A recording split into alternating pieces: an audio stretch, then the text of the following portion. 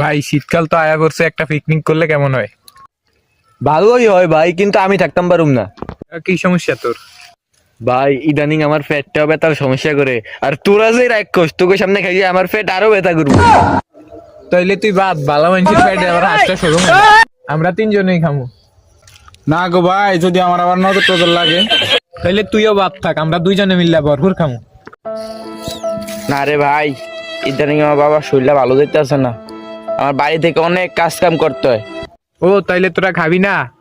মনে করছি একটা হাঁস কিনা দেবো, তাইলে তো আমার টাকা বাঁচিয়ে গেল। भाई यहाँ पे क्या हो रहा है? भाई यहाँ पे क्या हो रहा है? भाई ये कहाँ फंस गए? না রে ভাই, আমার টাকা ছিল না রে, লেগে কথা কইছি।